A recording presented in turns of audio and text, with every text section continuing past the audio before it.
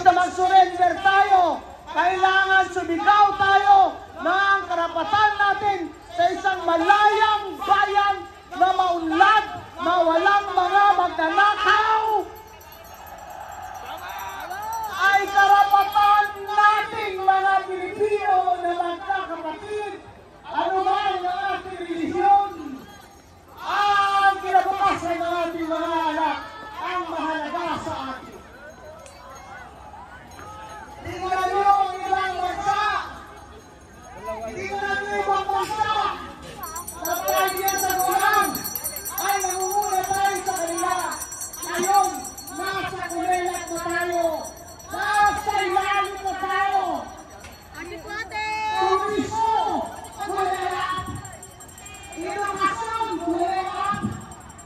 Ibang kulelat. Gusto isipata, pinisip. Pura nire-ingles na walang katantawa na mapasok. Kaya naman ba ang mga nagsasis na nalasin ng bansa? Wala nang gustong mag-negosyo ng ibang bansa dito sa bayan natin na mahal. Dahil lamang sa isang tinaga, korupsyon. Dahil sa korupsyon, ang Pilipino ang natin Pilipino sa bayan. Wala nang nagigigit ng mga tao. Kaya ang mga Pilipino hindi na matuloy sa pangangailangan ay ngayon nagpapalungkot tayo sa mga kabataan. Hindi tayo mapapalungkot sa mga kabataan. Kaya tayo naglalari ngayon para makapigil tayo. Kaya hindi ko na ilagay ito sa akin na walang kamahalagan. Kailangan natin maglagot kung sino man ang puso nito. Kailangan natin siya maglagot. Yes! Dapat wala ko energy kasi may iba pa ako. Hindi mo naman kasi sinabi ko.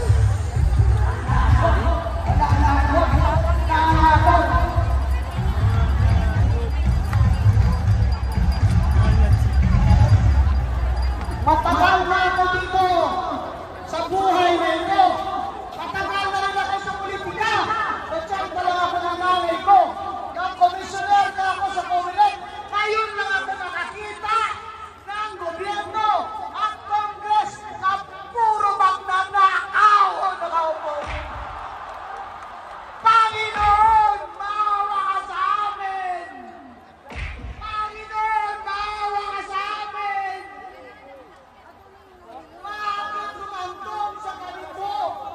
Sa panahon na ang Pilipino ay halos wala ng makain 3 beses isang araw. Kalahati sa atin o 60 milyon ang nakakaranas ng gutom habang ang mga buhaya ay pataba na pataba.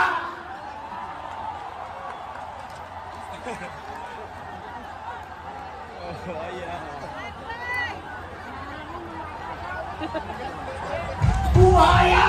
Buhaya! Buhaya! Buhaya!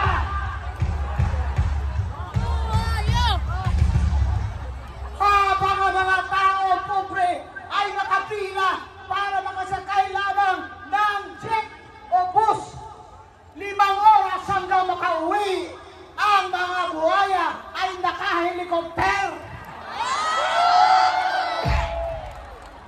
May pambili ng bilyon-bilyon dollars na mga aeroplano. At ang masakit pa sa lahat, pinagmamalaki pa ng mga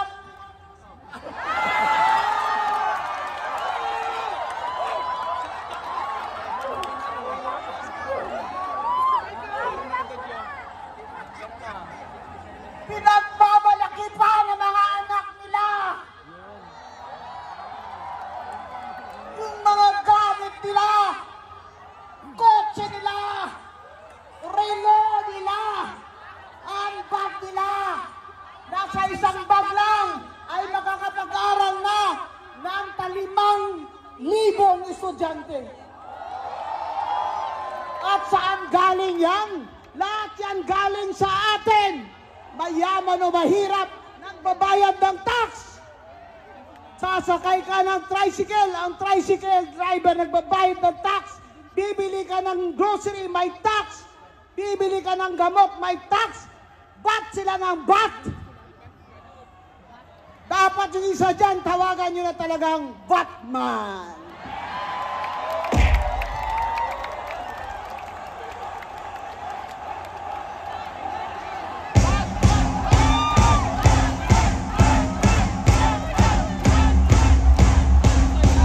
Noon pala, ang plano nila, nung sila'y nanalo at naupo, ang plano pala nila, sa loob ng 3 taon, ay lilimasin nila ang kaban ng bayan. Habang tayo'y naghihirap, habang Pilipino'y nangangamatay dahil wala man lang pambayad sa doktor at sa gamot, namamatay ang mga bata dyan sa Philippine Heart Center dahil hindi napapaopera sa puso, habang ang mga buhaya ay wala nga ba silang puso?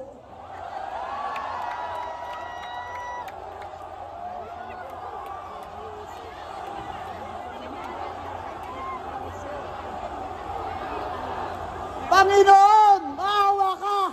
Saklolohan mo ang Pilipino. Saklolohan mo kami. Dahil parang hindi na maaawat ito kung walang divine hand. Pray ako ng pray. At hindi naman dahil sa akin, pero dahil naman talaga sa Panginoon natin ay nagkabaha, lindol, at lalong naramdaman ng mga tao ang kahirapan at katakawan ng mga magnanakaw. Pupunta ka lang sa ospital, lulusong ka pa sa baha, mamamatay ang mga anak mo dahil kinagat ng daga. Sana magpadala ng milyong daga doon banda sa kanila. Aray ko.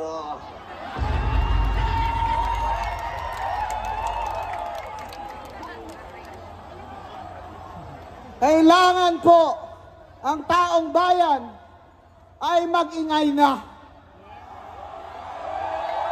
Hindi po lamang tayo may obligasyon sa pagdarasal, kundi sa pag-aksyon din. Kung maalala ninyo sa libro ni Joshua, 7 araw, inikot-ikutan ng mga tao ang Jericho. 6 na araw. Ikot sa Jericho. Sa 7 araw, sumigaw ang mga tao, mga magnanakaw. And on that day, the walls of Jericho came crumbling down. That is the power of our God. That is the power of our God. And that is the power of the prayer of God's people. Panginoon ko, bigyan niyo kami ng sapat na lakas na ipatuloy itong aming mga hinanaing. At malipol na po sana ang kasamaan dito sa gobyerno sa Pilipinas. Sana po magising na rin ang aming mga kapatid. At sa 2028 ay wag na iboto itong mga magnanakaw na ito. Mga kapatid, mga kababayan, alang-alang sa ating mga anak na 3 taon pa pag ganito at walang mananagot, ay walang pagbabagong mangyayari. Doon sa ibang bansa, sa Indonesia, na grabe #1 sa korupsyon, nagtayo ng tunay na Independent Commission on Corruption. na pinangunahan ng dati nilang Supreme Court Justice at dahil nagreklamo na ang lahat ng mga inuutangan ng Indonesia ay gumaling gumaling sila sa sakit na korupsyon. Kaya ngayon ang Indonesia ay mataas na ang rating sa credit index. Ang Pilipinas 2.7 trillion every year gustong utangin ng ating mga pinuno. Sa 2.7 trillion, ang 2.6 dyan ay para lamang sa pagsweldo ng kanilang pamahalaan. Habang ang budget natin na hawak ng ating mga congressman at speaker at mga senador na galing dapat ang calculation, komputasyon kung magkano ang mai-income ng Pilipinas galing sa ating taxes at sa ating GDP ay lobo-lobo na ang budget. Paldo-paldo na. Paldo, paldo, paldo, paldo, paldo.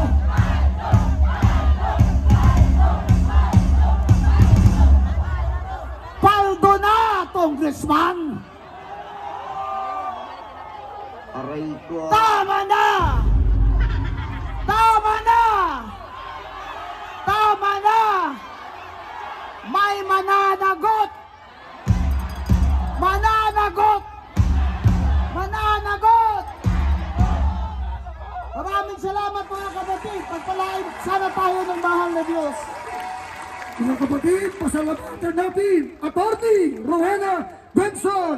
Apat na salamat po! Salamat po! Salamat po!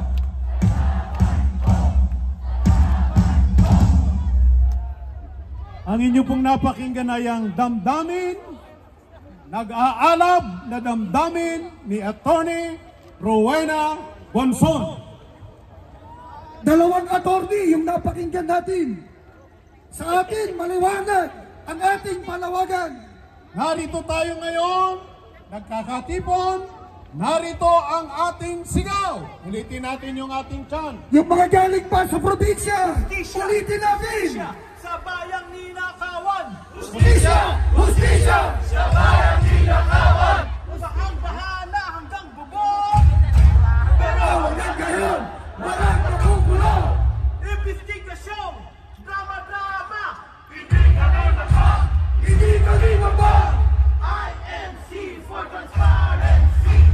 INC for accountability! INC for justice again! Justice! Justice! Not justice! Justice! Justice! Not justice! Simple lang! Ayaw natin sa mga magbabatas na nabibilipit ng batas! Maliwanag ang turo sa atin, hindi ba naniniral ang kawiran pag pinamalukpak ang katarungan? Isigaw natin, do not bend the law! Do not bend the law! Do not bend the law! Do not bend the law! Do not bend the law! Hindi tayo sasama sa katiwalian! Ang ating inalantad ang kadiliman! Itong isigaw natin, ilantad! Huwag itago! Ilantad! Huwag itago! Ilantad! Huwag itago! Ilantad! Huwag itago! At hindi tayo titigil! Dahil parinig ang ating tinig! 3 araw yan! Kaya pa ba? Kaya pa ba?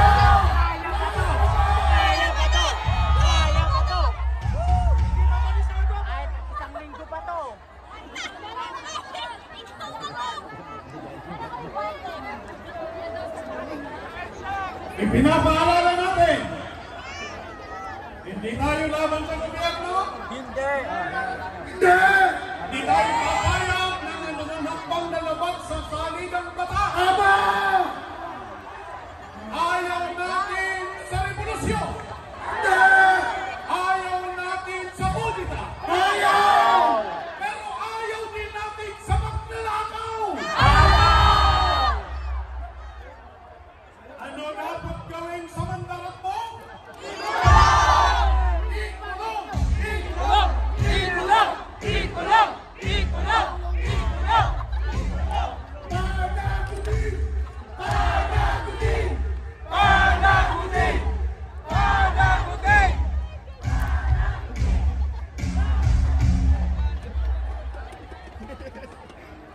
Samantala po, panoorin niyo ito.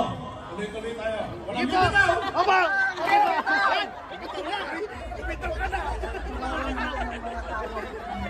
Sabi na, bitaw!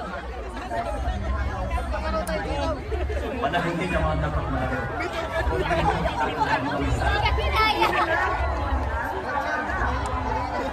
Sundin sana ang salid ng batas. Gawin ang nakasaad sa konstitusyon. No twisting and bending of the law. Gusto namin ng justisya at kapayapaan. Accountability.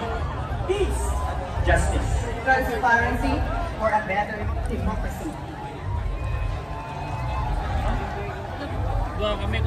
What is happening now in the Philippines is affecting not only the public and private sectors, but regardless of your religious denominations or affiliations. We know you have felt the pains, the hardships, and the difficulties.